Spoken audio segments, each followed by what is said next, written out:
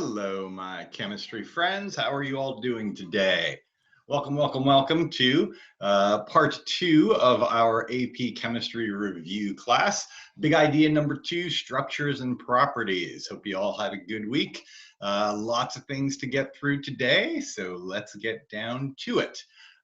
Just to aid your recollection where we are in the course, last week we talked about scale, proportion, and quantity. This week is structure and properties. That's such a big topic that we also have structure and properties coming up next week as well, and then transformations, energy, and some problem solving. So last week, if you recall, we tried to kind of motivate everything around one central question. Right, and that central question, kind of colloquially, was how much stuff is in that stuff, right? So we did a lot of problem solving, we did a lot of math, we did a lot of calculations. Today, actually, I don't think we're going to do a single calculation. Today is going to be much more picture driven, because today's question is how does the structure of that thing affect the properties of that thing?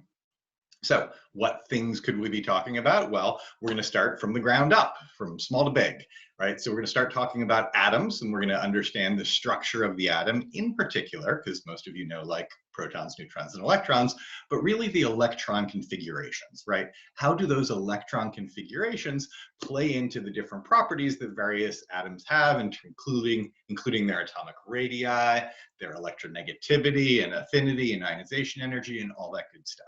So I really want to work on making sure we don't just memorize certain trends, but we really understand where they come from. Because again, the AP test this year does not have a lot of questions, and they promise they're going to probe things that require understanding rather than straight memorization. So just knowing that the trend goes this way might not be enough. We really want to be able to support that with understanding and with reasoning as to how exactly those structures give rise to those properties.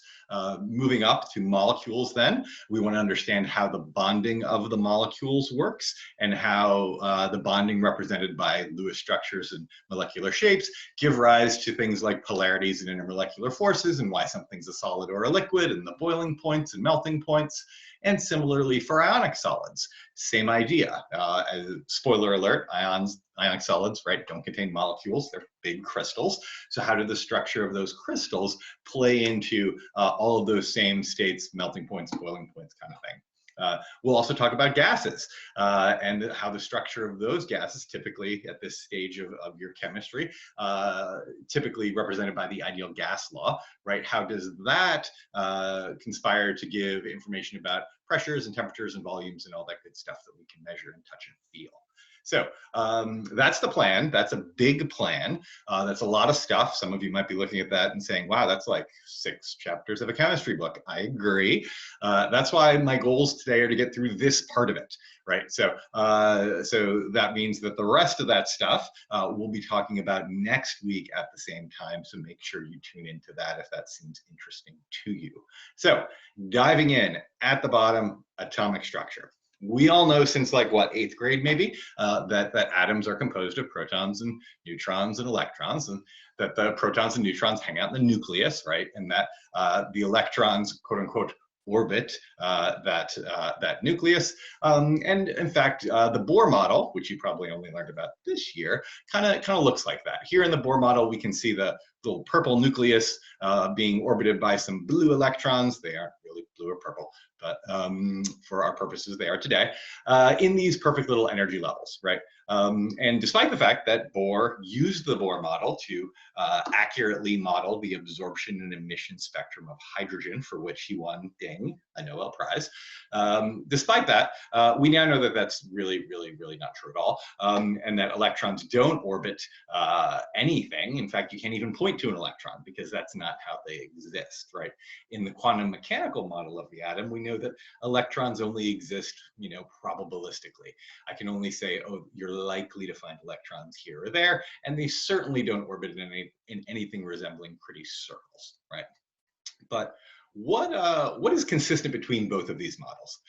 Well, first of all, why do the electrons stay where they are? Well, they're attracted to the positive charge of the nucleus, right? And this here equation is called Coulomb's law, and it says the force of attraction is proportional to the charges, Q1 and Q2, the charge of the nucleus and the charge of the electron, divided by r squared, where r is the distance, right? And this kind of works in the same way that like magnets do, right? You guys have played with magnets, right? If you put them really close together, they stick, but on the other hand, if you hold them far apart, you can't feel any force at all. Same thing for electrostatics. So that equation is going to be important in understanding how these protons and how these electrons are going to interact with each other. Another thing that turns out to be true is that electrons do exist in energy levels, even in our quantum mechanical notion. The one kind of really amazing leap that Bohr did make is to say that, electrons can't have any energies. They can only have certain energies. In the first energy level, an electron has some energy, call it E1. In the second energy level, E2 and E3, and we can't have any energies in between. Crazy notion, but it turns out to be totally true. The idea there is that energy is we say, quantized, which is where that word kind of quantum mechanics comes from. All right, so that's the state of play. So when we want to talk in detail about the electrons in an atom, we talk about the electronic configuration. So let me just throw one at you. Here's selenium. So what does the electronic configuration of selenium look like? Looks like that, right? And that can be a little overwhelming just to try to understand, wait, what are all these letters and numbers meaning? So we're going to decode that for you. But the first thing conceptually we need to understand, right, is that we said electrons don't orbit in pretty circles anymore. Instead, they exist in what we call electron orbitals. And I kind of don't like the name orbital because it makes students think of orbits, even though they're not orbits. An orbital is just a region of space where you're likely to find an electron, right? And as it turns out, orbitals exist in 4 flavors: S, P, D, and F. So when we look at an electronic configuration, those SPs and Ds that you see in that list, they're referring to different types of orbitals. For the AP exam, you're not going to need to know detailed orbital shapes. You're not going to need to know detailed orbital hybridization, but we do need to understand what those orbitals are. Right, so how do we go about building our electronic configuration, and what do we need to know about these orbitals? Well, I've summed it up in this kind of slightly large table. So if we look at this, n equals 1, right, the first energy level. As it turns out, the first energy level is nice and easy because the first energy level only has s orbitals, right? And in fact, it only has one s orbital. And here's a good piece of information. Every orbital holds 2 electrons. So that n equals 1 energy level holds 2 electrons. N equals 2, however, gets a little more complicated. N equals 2 has both s and p orbitals. And really, every time I add an energy level, I'm going to add a type of orbital. N equals 3, I now have s, p, and d. N equals 4, we have s, p, D, and F. And if you'll notice that the numbers change, those orbitals get bigger. S orbitals, there's only one type, but there are 3 different types of p orbitals in every energy level. And there are 5 different types of d orbitals in energy, any energy level. And in fact, 7f. So if we now look a little more closely at what those numbers mean, let's just pull one of them out, like that 4p4. Let's take a look at that. So for looking at that 4p4, what do those numbers mean? Well, the first 4 means, hey, that's the energy level. So these electrons are in the 4th energy level. What kind of orbital are they in? Well, they happen to be in p orbitals. And how many electrons are in that p sublevel in the 4th energy level? Well, there are 4 of them. So that's what we've got. So really what you're seeing there is just a list of where all of the electrons in the atom live. So if we want to look at that a little more closely, and we do, we're going to maybe want to understand, well, why do they fill up in that way? Well, there are 2 rules we need to know. The first is what's called the Aufbau principle, and that is just that electrons fill from the lowest energies first, right? Just about everything in physics and chemistry, it's all about trying to get to a lower energy, right? So electrons don't want to be in higher energy states, they want to be in lower energy states. In much the same way, Hund's rule says that orbitals are of the same energy are first filled singly. We'll see a little bit more about that in a minute. So what do these energy levels look like? So if we were to plot all those different types of orbitals against energy, we get a diagram that looks something like this. Yeah, there's a lot going on there, but we can see there at the very bottom we have 1s. It's the lowest energy orbital, right? After that, if you head on up, we get to 2s, and then 2p and 3s, but then some kind of weird things go on, right? Keen eyes will notice that 4s is actually lower energy than 3d, and 4p is lower than 5s, but I didn't make the rules. This is just how it is. So going back to our electronic configuration for selenium, so now we can see why we have this exact strange pattern that emerges. Because if I'm going to start filling electrons in, and it's selenium, so I think I need 34 of them, let's start filling them in from the bottom, right? First electron goes there in 1s. We said orbitals hold how many electrons? 2. So I need to put another guy there. You'll notice these arrows, right? This is called spin up and spin down. That's a detail that really has to do with what we call quantum numbers. However, the AP has made a decision that quantum numbers are actually not fair game on the test. So if you know about these things, if your teacher spent a lot of time talking about N and L and ML and MS, that's great because it's super cool, but it's not something you're going to need to know on test day. So where were we? We were at electron number 2, 32 more to go. So let's fill them in. 2s, spin up and spin down. 2p, all right, now when I start filling p orbitals, that Hund's rule comes into play. The next electron doesn't go in that first orbital, it goes in the second, and the third goes in the third. Why? Because as soon as you start filling up orbitals like that, that new electron gets jammed into an orbital with another electron. Well, why is that higher energy? Well, what charges do electrons have? They're negative, both of them. And we know that likes repel, right? So those electrons would rather spread out, take their space, and not be jammed into the same orbital. And that's Hund's rule. So filling these up all the way, I lost count, but that's okay. Filling up all the 3Ds. And then finally, 1, 2, 3, 4 electrons in the 4p. So that is really what the detailed electron configuration of selenium would look like. You might be saying to yourself, well, that seems crazy, Aaron. How am I supposed to memorize exactly what that crazy little picture looks like? And here's the thing you don't. There's a nice little hack, right? So to memorize the orbital energies so that you can write an electron configuration for anything you like. So it's pretty easy if you just write down the orbitals, kind of like you can see on the screen here, just 1s underneath 2s, 2p, 3s, 3p, 3d, and just write them all out. There's a cool little thing you can do with arrows, right? I'm going to draw one arrow, looks like that. And I'm going to continue to draw arrows parallel to that. 1s is the first orbital that got hit. If I draw another one, bang, 2s. The next one that gets hit is 2p and then 3s if I'm following my arrow. Next arrow, 3p, 4s, and if I follow these arrows, that actually gives me the order of the orbital energies, right? So you don't have to memorize this ugly chart. You can just kind of write down this little hack, and then that'll help you know exactly how to fill those electrons in. Cool? So that many students look at, and it just seems really like, I don't know, it seems kind of out there, right? So how do we know that someone's not just making this up, right? Like, I mean, it's kind of crazy once we get down this small. Well, we can actually do experiments and interrogate this, right? And the experiment that you're going to need to know about for the AP is what's called Photoelectron Spectroscopy, PES.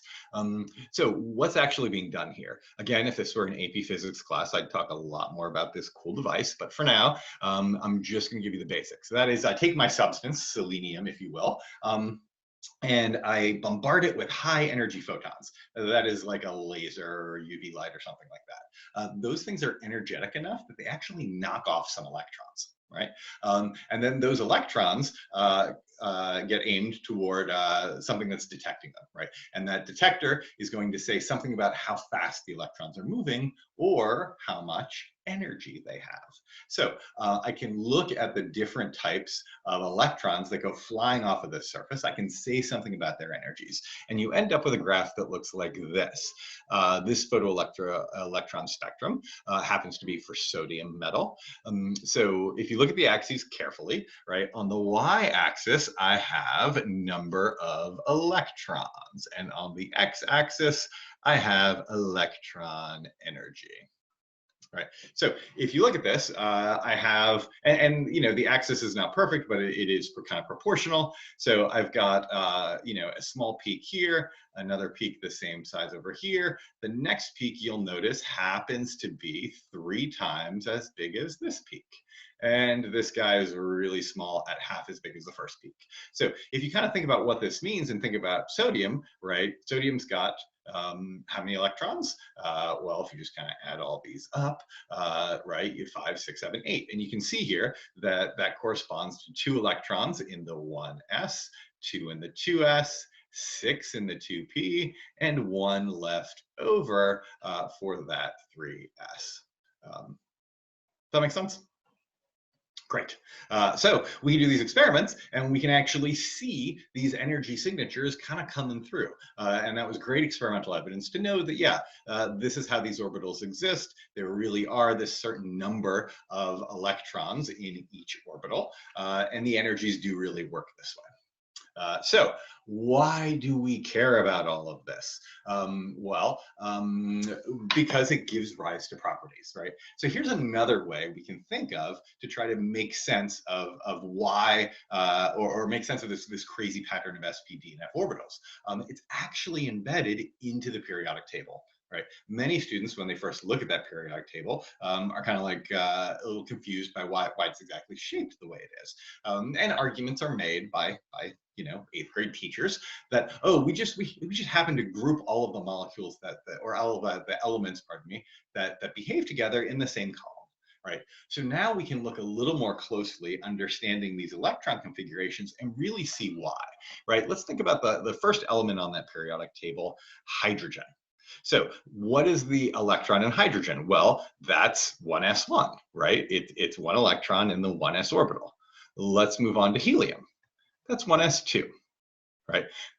Lithium, we're now in the n equals 2 energy level, which is the second row of your periodic table. Beryllium, 2s2. And if I keep filling these in, oh, now I'm over to 2p1 over here, which I've colored blue, and 2p2 and 3 and 4 and 5 and 6. And I'm going to stop doing this individually because it's crazy, but I'm just going to move on to sublevels, right? Because after the 2p, we have the 3s, and then the 3p, and then 4s, 3d, 4p, 5s, 4d, 5p, you get the idea, 6s. And then, of course, we take this crazy little shortcut down to the bottom, right? Why periodic tables do that? It's just to save space, right?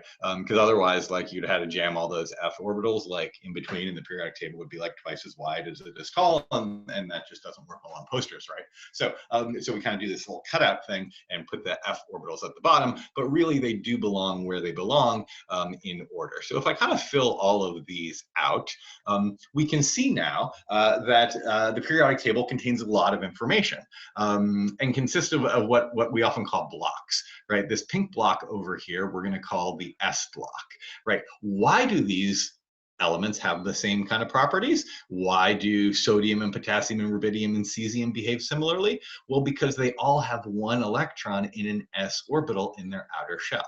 Right? Why do the transition metals behave the way they do? Well, because those guys have a bunch of unfilled d orbitals. Then I'm sitting here with the p block on the left, and then finally F block at the very bottom. So the periodic table really is built in this kind of interesting way, right? And it kind of helps us remember things about these orbitals, right? I can look at the periodic table and say the S block is 2 elements wide because there's 1 s orbital and it contains 2 electrons. The p block, just by looking at a periodic table and counting, right, it's 6 wide. Why? Because there are 3 p orbitals in each level, and each one contains 2 electrons, so we have 6. And there are 10, the transition metals are 10 wide, and the actinides and lanthanides are 14 wide because 5 and 7 orbitals respectively, right? So a lot of this we really can put together just by looking at a periodic table, which, by the way, you get on test day. So moving on to periodic table trends, right? So how do these electron configurations conspire to give rise to all of these trends that you had to memorize? And just to refresh your memory, the things we needed to know about ionization energy, right? What is an ionization energy? Because let's define these things first. And the ionization energy is basically the energy required to steal an electron from a molecule. or from an atom, and technically gas phase neutral atom, but details, right? Really, it's just how hard is it to steal an electron, right? So atoms that are holding onto their electrons super tightly have very high ionization energies. Ones that don't have very low ionization energies. Atomic and ionic radii, just how big the atom is. Electronegativity, this is one that becomes really important later on in the hour. Electronegativity is just how strong the electrons are being pulled to the nucleus in a covalent bond. Right, and then finally, electron affinity, the energy released when an additional electron is gained by a neutral atom. That one kind of seems a little wacky to most students. Think about it like this: if I add an electron, right? If someone really wanted an electron that had a high ionization energy, or a high electronegativity, we'll say, because I'm really pulling on electrons hard. Well, then I should also have a high ionization energy because I really don't want to give them up. And then also I should have a high electron affinity because if I get another electron that I really wanted, well, I'm going to get way more stable, right? So ionization energy, electronegativity, and electron affinity, we're going to see momentarily, are all going to move in the same way. That is, they're all going to follow the same trend on the periodic table. Atomic and ionic radii, as it turns out, follow the exact opposite trend.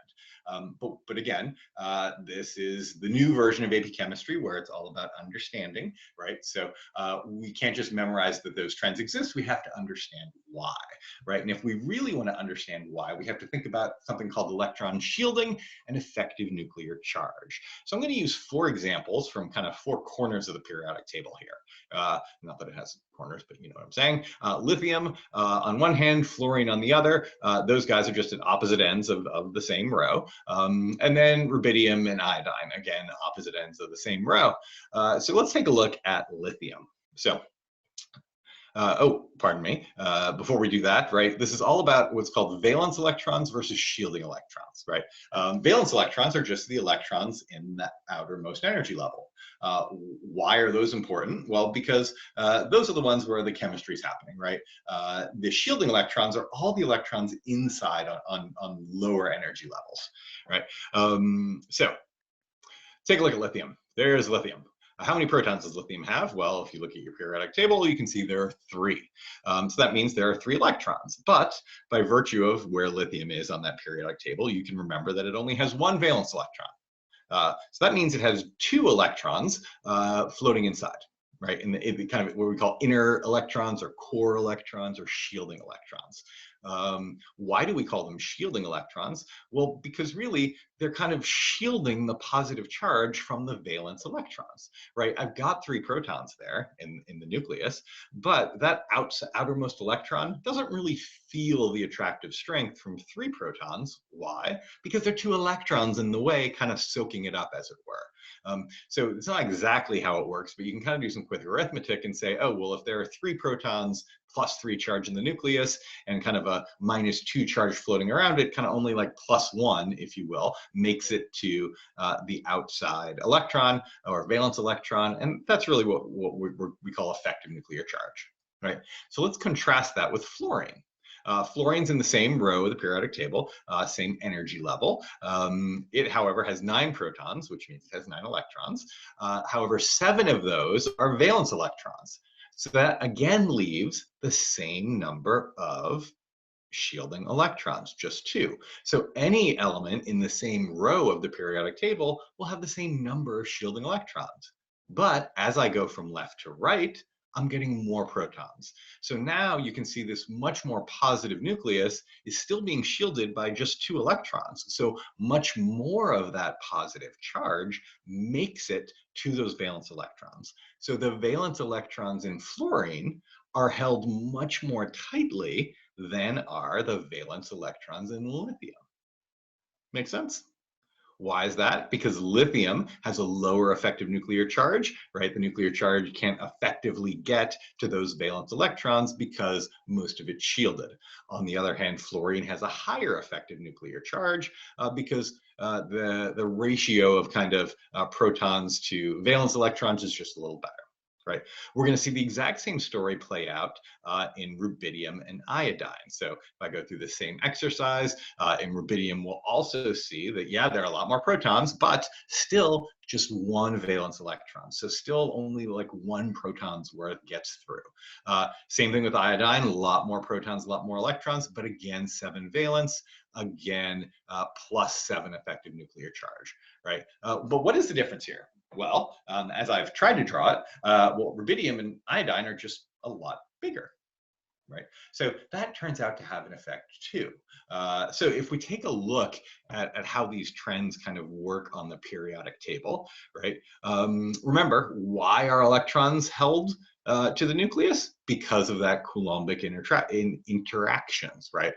Where increasing the charges increase the force, but increasing the distance decreases the force. So as we move left to right, we know that there's increased shielding. So that means decreasing effective nuclear charge. However, going top to bottom, we have increasing distance to the nucleus, to the valence electrons. So when we kind of put all of that together, right, we end up with the periodic trends that we learned, right? That as I move to the left and up, right, ionization energy, electronegativity, and electron affinity all increase, right? Fluorine, most electronegative element on the periodic table, right? Cesium, not so much. On the other hand, atomic radius behaves the other way. And that one's a little curious, right? Students are often a little mystified as to, let's just look at a kind of a comparison and talk it through. So let's, I don't know, take our sodium friend here and compare it to our chlorine friend, right? So they're both in the 3rd energy level. So most students tend to think that chlorine will be bigger because it has more electrons. Well, now we know that that outside layer of electrons in chlorine is feeling a greater effective nuclear charge. So that outside layer of electrons is just pulled more tightly toward the nucleus, so the chlorine actually ends up being smaller than sodium. Little counterintuitive, because certainly if I go from sodium down, right, to potassium or to rubidium or to something like that, right, as I go down, obviously the radius is going up because I'm adding a whole new layer of electrons. But adding electrons to the same layer tends to actually decrease the atomic radius rather than increase. So that's cool. Good to know. So now we understand why these trends in ionization energy and electronegativity and electron affinity exist. So why do those matter? Well, they matter because they connect very strongly to chemical bonding, right? To understand the types of bonds that these elements are going to undergo, right? Because electron configurations give rise to atomic properties, and the properties of those atoms say something about how the elements are going to bond. Why? Because, well, chemical bonding, if you think about it, it's kind of nothing more than trading electrons, right? And if you're trading, someone's buying and someone's selling. So who's buying the electrons, right? Atoms of some elements, right? They just want more electrons, right? So those guys that want more electrons are going to have your higher electronegativities and your higher ionization energies. On the other hand, somebody's selling electrons, someone doesn't want them. Those guys are going to have lower ionization energies and lower electronegativities. Why? They're not hanging on to those electrons nearly as tightly. So on periodic table, which? Well, we're going to break the periodic table easily into 2 parts, kind of. The first one we're going to call metals, right? So I've kind of highlighted them in red. So metals are the guys that are selling electrons, right? Metals are losing electrons to form positive ions. Right. On the other hand, my nonmetals, everything in black here, those are the guys buying electrons, right? And if you notice, right, they're in that upper right corner of the periodic table where we said there were very high electronegativities and very high ionization energy. So those guys don't want to part with electrons; they want more of them. Those keen-eye observers out there might notice there's some blue elements there, kind of arranged in a step kind of pattern that I haven't highlighted. Those are what are called the metalloids, or sometimes called the semimetals. They kind of have properties of both, right? So we'll talk about those a little bit in a moment. So the periodic table, just by looking at it, you can tell whether something is a metal and is going to form positive ions, or if it's a non-metal and going to form negative ions. But you can do even better than that. Just based on where something is on the periodic table, you can determine what kind of ions. For example, everything in the first column are alkali metals. They form +1 ions. Well, why is that? Because if we're asked to actually justify it, we need to talk about these intermolecular, or sorry, these electronic configurations. So let's again focus on our friend sodium here, right? Sodium, sitting where it is in the periodic table, has a very low ionization energy, right? That is, it's easy for it to give up an electron. Great, but after it gives up an electron, what kind of electron configuration does it have? Well, it would have the same electron configuration as, getting ahead of myself, it would have the same electron configuration as neon, right? Neon, however, is sitting there in that upper corner that we talked about, right? So let me get my pen back. There it is. So neon up there in the corner is going to have a really high ionization energy. So that's why sodium will only lose 1 electron. If, on the other hand, you turn to something like calcium, right? There's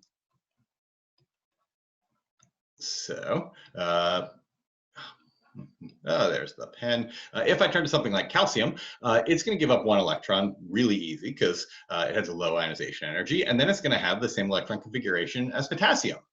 Well, that's going to give up another electron even easier, right? So then it will also end up with a noble gas configuration over at argon, where it's going to be stuck in the mud because it's going to have a really high ionization energy. And that's why anything in the first column, right, forms +1 ions, anything in the second +2, and so on and so on. You'll notice we skipped over the transition metals.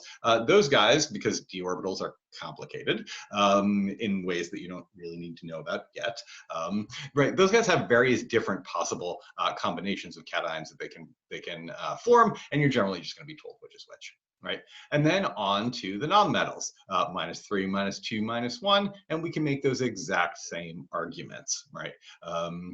Cool. So now we know which guys are buying electrons and which guys are selling electrons. So when these elements are going to get together and bond, what kinds of bonds are they going to make, right? Most of you recall, we have ionic bonding and covalent bonding, right? So understanding the differences here is key. Ionic bonding, right, is where one element literally just takes an electron from another, right? The element that donates the electron, we said, is a metal because it's going to lose electrons. Why? Because it has a very low ionization energy. On the other hand, that non-metal is going to gain the electron and become way more stable because of its really high electron affinity, right? So everybody's happy, right? The metal has lost an electron and now has a complete outside shell, and the non-metal has gained an electron and now has a complete outside shell. Right. Covalent bonding, however, is when the atoms are sharing electrons, right? So now in order to have a covalent bond, I need to have 2 nonmetals or a metal, and as we said, a metalloid or semi-metal, basically not a metal, right? These guys' electrons are shared, so now that they each can have a full shell by sharing electrons. How do we know when this happens, or why does this happen? Well, they kind of have similar electronegativities, right? That is, each of those atoms is pulling kind of just as hard as the other on those electrons, and no one can win that tug of war, so they end up sharing them, right? So really it comes down to, when trying to determine what kind of bond is formed, how electronegative are each of the atoms involved, and really, what's the difference in electronegativities? Because I presented this as like a two-sided story, ionic and covalent, but really, the answer is more nuanced than that. Really, there's really a spectrum here of what we call increasing ionic character. It's a fancy way to say it, right? If there's a really large difference in electronegativities, one element's just going to take the electron from another, form an ionic bond. If I had 2 elements that are exactly the same in bonding to each other, well, then they're pulling exactly as hard, and that will be what we call a nonpolar covalent bond. However, plenty of other elements, when when bonded together, right, will share electrons, but not equally, right? We call those polar covalent bonds. We'll talk way more about those next time because they're super important in chemistry. But for now, I just wanted to acknowledge that, yeah, this is not like an either or kind of affair. There's definitely some wiggle room in between. Right. So let's focus for the moment on some covalent bonds. Right. So covalent bonding. How we understand what covalent bonds look like in the molecules that are formed is generally by drawing Lewis structures. Right. Let's just do an example. PCl3. If you had to name that, and the AP isn't like going to really ask you to name a lot of stuff, but that would be, of course, phosphorus trichloride. So let's try to draw the structure. Why? Because understanding the structure, the shape of this thing, will help us learn a little more about its properties. So in drawing Lewis structures, what's the plan? So step one, count the valence electrons. Okay, that's not too hard. So phosphorus trichloride, phosphorus is bringing 5 to the table. Each of the chlorines is carrying 7 with it. So that's 26 electrons. Great. So now we need to choose an atom to be in the middle. Typically, the least electronegative atom is the guy in the middle, or the guy with the most valence electrons, kind of the same thing. Guy with the fewest valence electrons. Sorry. That would be, in this case, phosphorus, because chlorine is super electronegative. So we'll put phosphorus in the middle, and we'll surround it by some chlorines. Great. Now we need to connect our molecular skeleton, right? That is, we need to hook these things together in a chemical bond, right? And a chemical bond consists of 2 electrons. So I'll throw down 2 electrons between each, the phosphorus and each of the chlorines. And that means that that's a single bond between them. Great. Next step, fill the octets for the outside atoms, right? We know that there's a thing called the octet rule where atoms want to have 8 valence electrons in order to be most energetically stable. So if we fill those all in for chlorine, let's see where we are. If we count those up, all the electrons we've got, we're going to come to 24. So that means we have 2 left, which is perfect, because our last step is to either share more electrons, which we'll see now in a second, or add the remainder to the central atom. So if we add those last 2 to the central atom, we'll get something that looks like this. And now you'll see that every every atom has 8 electrons. So they're all happy, and that's a good Lewis structure, right? That's a lot of dots going on, I know. So typically what we see is it probably written more often like this. That is, the bonds we write as bonds rather than like double dots. So one more example, real quick. So what do we have here? We have CH2O. Don't expect you to name that organic compound on the AP, so don't sweat it. But again, we can do some simple math. Carbon and 2 hydrogens and oxygen, only 12 electrons here. And again, choose our central atom. We said it was going to be the least electronegative one, which in this case is carbon. If you see a carbon, it's probably the one in the middle. And then we're going to surround that by our 2 hydrogens and our oxygen. Great. We're going to connect our molecular skeleton with 2 electrons for each bond, and then we're going to fill the octet of our outside atom. And now, oh, wait a second. Now we're stuck because 2, 4, 6, 8, 10, 12 electrons I have, and 12 electrons I've already used. Oxygen looks good. Hydrogen looks good because remember, there are some elements that don't follow the octet rule. Hydrogen, clearly one of them, happy with 2 electrons, right? Boron and aluminum, happy with 6. Beryllium, happy with 4. Those exceptions you will see on the test from time to time. But here, there's no way to add more electrons to our central atom. So what we need to do is we need to share more electrons. That is, we're going to take 2 of those electrons from the oxygen and kind of move those to a bond in between the carbon and oxygen. And then we'll get what we call a double bond, right? Now we've got 8 electrons around carbon, 8 around oxygen, 2 on the hydrogens, and we're good to go. Right? So in cases where you have too many electrons, like PCl3, the extras just get tossed on the middle. In cases where you kind of run out of electrons, well, that means that you need to make more higher order bonds. Great.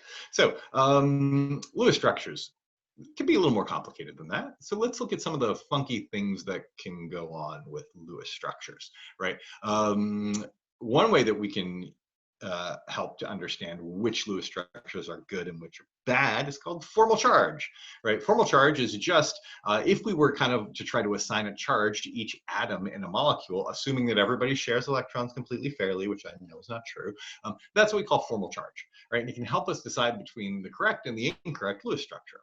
For example, and how do I calculate formal charge? It's just the number of valence electrons minus 1/2 of the bonding electrons minus all of the non-bonding electrons, right? So that, let's look at CO2, right? Carbon dioxide, pretty common molecule. You can imagine writing that Lewis structure for carbon dioxide. It checks every box that we had on the last chart, right? Carbon's got 8 electrons, each of the oxygens has 8 electrons, everybody's happy, right? Well, but I could also draw another Lewis structure that looks like this for carbon dioxide. Well, which one's better? In order to determine that, we're going to have to evaluate the formal charge on each of the atoms. So if we do that, oxygen has 6 valence electrons. We subtract 3 because half of the 6 bonding electrons, and then the 2 non-bonding electrons, and we get a +1. Okay, so the formal charge on oxygen is 1. Carbon's nice and happy here, 4 minus 4 is 0. And this oxygen, 6 minus 1 minus 6 gets to -1. So here we have a +1, a 0, and a -1. Compare that with the other structure of carbon dioxide. Well, here it's just 6 minus 2 shared, minus 4 unshared, 0. Carbon is still 0. Oh, wait, here everything's 0. Right, so this lets us know that the better structure here is actually this guy. Why? Because I'm looking for the structure that kind of minimizes the sum of the absolute value of all the charges. That is, pretend they're all positive, add them all up. So if I can find something where everything's 0, well, that's looking really good, right? However, sometimes I can't always get to 0. For example, if we actually look at an ion, in this case we have the thiocyanate ion, SCN minus. Well, the sums of the formal charges have to add up to the overall charge. So here we're never going to get to 0 because the sum of them has to be -1. But we can do this in a couple different ways, right? So here are 3 different Lewis structures for this ion. And if we calculate our formal charges for each, and I'll kind of throw these up really fast. Here we've got sulfur 1, carbon 0, nitrogen -2, which of course adds to -1 because it has to. Then here we have a 0, 0, -1, and here we have a 0, 0, -1 as well. Sharp-eyed kids out there, I haven't written the same thing twice. I kind of switched the nitrogen and the sulfur on you there. So what's the deal here? Well, clearly we can, by the rule we talked about, we can eliminate this guy because we've got, 1 and 2 makes 3, but each of these other 2 are kind of looking still good. So what's the deal? The deal is this, that formal charge here, we want these negative charges to be on, well, honestly, on the atoms that want them more, right? So which atom is going to want electrons more, nitrogen or sulfur? Well, which is more electronegative, we can tell by its position on the periodic table, as we discussed, that nitrogen way more electronegative. So we're going to choose the Lewis structure that has nitrogen with the negative charge, right? So this ends up being the correct Lewis structure for this ion. Got it? Great. But still, yet more crazy things can happen with Lewis structures, so let's talk about them. So how about the Lewis structure for C2H6O? I'm not going to name that because actually I can't yet. Why? Well, in this case, you could actually draw 2 totally different Lewis structures, right? And if I run the numbers here and do formal charges, I'll find that the formal charge on every single atom in each of these Lewis structures is 0. Well, which one's preferred? Well, actually, neither of them are preferred because these are actually what we call isomers, right? They're literally different compounds. They both exist. They just happen to have the same formula, C2H6O, right? So just giving a molecular formula is not necessarily enough to specify what a molecule is, right? This first guy at the top is actually ethanol, ethyl alcohol, while the second one is what we call dimethyl ether, but you'll learn way more about that when you take organic chemistry, because of course you're all going to take organic chemistry one day. You should at least. But yeah, so in this case, they're not even the same molecule. They're totally different molecules, right? So be aware that that can sometimes happen. Let's take another one, the bicarbonate ion. HCO2 minus. So if we draw some Lewis structures here, I can draw these two guys. They also have the exact same formal charges. They each sum to -1, and there's one oxygen that has a -1 and one oxygen that doesn't have a -1. Right. So these aren't really different compounds, because if you look at it, right, I still have like a carbon bonded to 2 oxygens bonded to a hydrogen, right? In the case of my isomers on the left, no, that was totally different, right? One of them had a carbon bonded to a carbon and oxygen. The other one has an oxygen bonded to 2 carbons, just different spatial arrangement of the molecules, different compounds. Here, really, all we're doing in the bicarbonate ion here is just moving around electrons a little bit on the same kind of molecular skeleton. So they really still are the same molecule, right? Oh, there we go. There are our formal charges. And these are what we call resonance structures, right? They're 2 or more Lewis structures that kind of together describe the bonding of the molecule. Because here's the weird thing, right? If you were to go do some experiments, do some spectroscopy on the bicarbonate ion, what you'd find is that, and you could do, oh gosh, like infrared spectroscopy, which would do crazy things like excite those carbon-oxygen bonds, and you can like figure out how strong they are and how fast they vibrate and other cool stuff. But what you would find, or maybe what you would expect to find looking at this, you would expect maybe that one of the carbon bonds is different from the other. One of the carbon-oxygen bonds is different from the other, because one seems to be a single bond and the other one seems to be a double bond. But if you do the experiments, what you find is the bonds are identical. Right. So Lewis structures really, they're a great framework. They help us understand what's going on, but you don't want to convince them or confuse them to be absolute representations of a real molecule, right? Because sometimes that's just not how it works.